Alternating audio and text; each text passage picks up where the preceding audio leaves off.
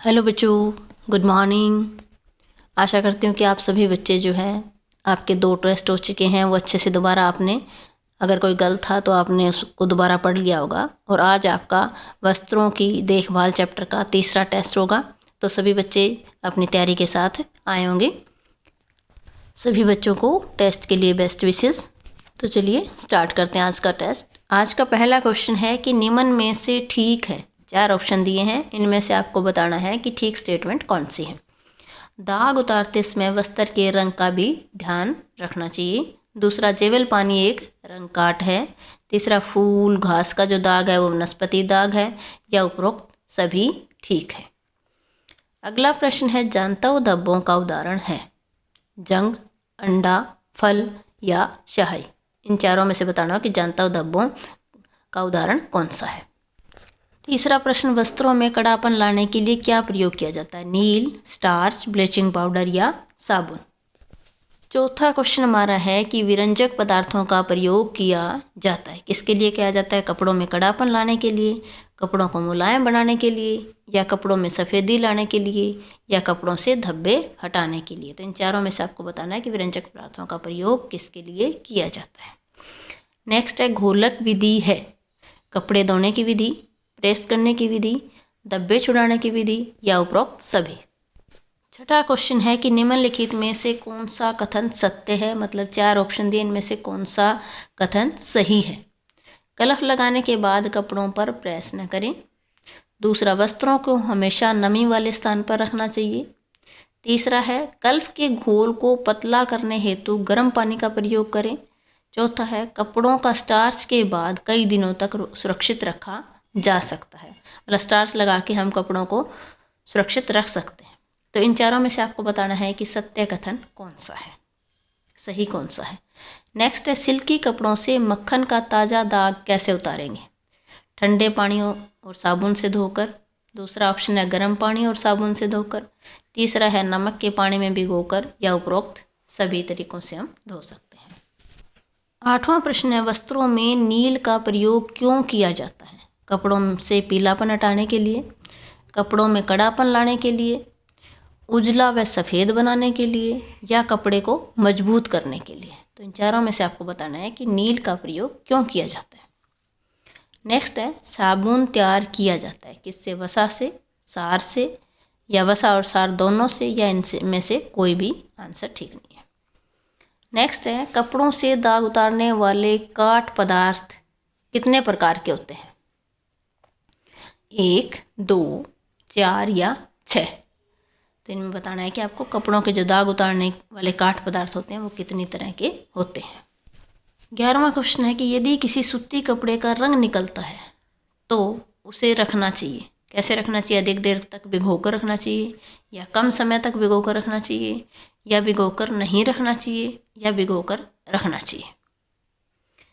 अगला है, छंटाई का ढंग है।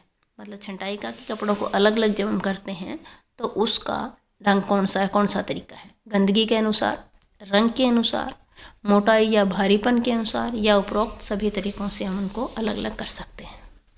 13वां क्वेश्चन है, साप्ताहिक देखरेख के अंतर्गत अलमारी में कपड़े रखने से पहले क्या करना चाहिए।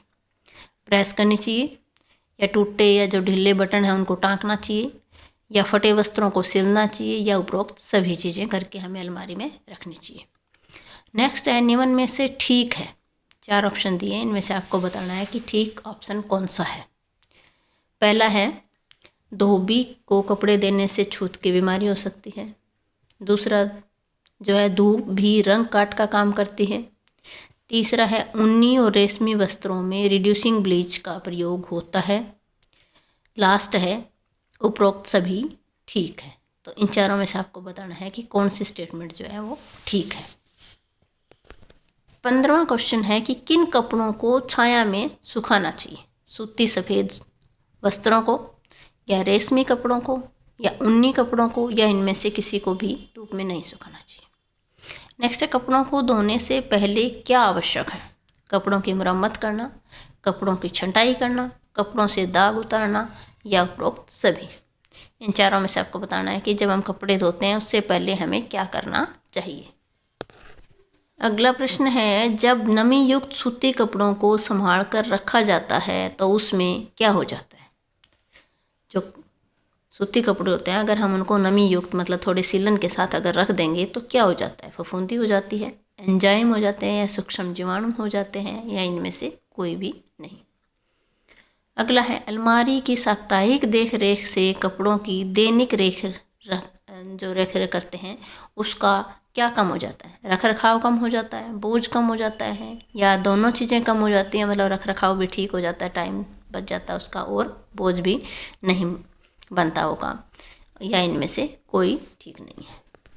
अगला है, सुहागा का प्रयोग कपड़े में किया जाता है क्या करने के लिए? फफूंदी रहित करने के लिए, कीड़ों से रक्षा करने के लिए, मामूली कड़ापन लाने के लिए, या उपरोक्त सभी आंसर जो है उसके ठीक है। नेक्स्ट है, पानी में घुलनशील नील है, कौन सी नील ऐसी है जो पानी में घुल जाती है? अल्ट्रामेरीन, पर्शियन, इंडिगो, या उपरोक्त सभी। 21वां क्वेश्चन है, कृत्रिम कपड़ों का उदाहरण है? टेरिलॉन, नायलॉन, पॉलिएस्टर, या उपरोक्त सभी। नेक्स्ट है, ऑक्सीकारक ब्लीच कौन सी है इनमें से? सोडियम बाइसल्फाइड, सूर्य का प्रकाश, सोडियम हाइड्रोसल्फेट, या इनमें से कोई भी नहीं। नेक्स्ट है, प्राकृतिक सफाई कारक पदार्थ है, 4 ऑप्शन दिए, इनमें से ये बताना है कि प्राकृतिक सफाई कारक पदार्थ कौन सा है? रीठा, साबुन, अमोनिया, या वॉशिंग पाउडर। नेक्स्ट है, रेशमी और रंगीन वस्त्रों को अंतिम बार किस पानी से धोने से वस्त्र के रंग पक्के हो जाते हैं और वस्त्र पर चमक आ जाती है? क्या करने से? नील, कलफ, सिरका, या सफ़ेदी। जो रेशमी और रंगीन वस्त्र होते हैं उनको अंतिम बार क्या मिले हुए पानी से धोना चाहिए ताकि उनके जो रंग पक्के हो जाएं और वस्त्र पर चमक आ जाए। अगला है, साबुन का अधिक प्रयोग करने से वस्त्रों में पीलापन आ जाता है। मतलब किस तरह की साबुन का अगर हम अधिक प्रयोग करेंगे तो कपड़े जो है पीले पड़ जाते हैं? अच्छे साबुन का, अधिक रेजिन वाले साबुन का, मध्यम साबुन का, या इनमें से कोई भी ठीक नहीं है। नेक्स्ट, साबुन की लागत कम करने और वजन बढ़ाने के लिए क्या डाला जाता है? रेजिन, आटा, वसा, या इनमें से कोई भी नहीं। अगला है कि जिस पानी में साबुन आसानी से घुल जाता है उसे क्या कहते हैं? कठोर जल, मृदु जल, गर्म जल, या इनमें से कोई नहीं। अगला है, वस्त्रों पर कलफ लगाने से क्या हानि होती है? वस्त्रों पर चमक आ जाती है, वस्त्र मजबूत हो जाते हैं, कपड़ों में कीड़ा लग जाता है, या उपरोक्त सभी चीज़ें। अगला है, स्टार्च के लिए प्रयोग में लाया जाता है गेहूं का आटा, मक्की का आटा, अरारोट, या उपरोक्त सभी चीज़ें। नेक्स्ट है, बड़े और भारी वस्त्रों के लिए इस्त्री प्रयोग करनी चाहिए। कैसी इस्त्री प्रयोग करनी चाहिए? जो बड़े और भारी वस्त्र उनके लिए भारी, हल्की, मध्यम, या इनमें से कोई नहीं। तो इन चारों में से आपको बताना है कि जो बड़े और भारी वस्त्र होते हैं उन पे किस तरह की प्रेस का यूज किया जाता है। तो ये थे आज के टेस्ट के आपके 30 क्वेश्चंस। तो सभी बच्चों ने इनके आंसर नोट कर लिए होंगे। तो यहाँ आपको आंसर की दी हुई है, यहाँ से आप अपने आंसर मैच करें सभी ठीक क्वेश्चनों के लिए। मतलब जो ठीक क्वेश्चन है उसका 1 अंक है। इस तरह से आप अपना टोटल स्कोर करके कमेंट सेक्शन में अपने name, father name, class, section और रोल नंबर के साथ ज़रूर लिखें। थैंक यू बच्चों, मिलते हैं कल इसी चैप्टर के अगले टेस्ट में। तब तक के लिए आप अच्छे से उसकी तैयारी करें।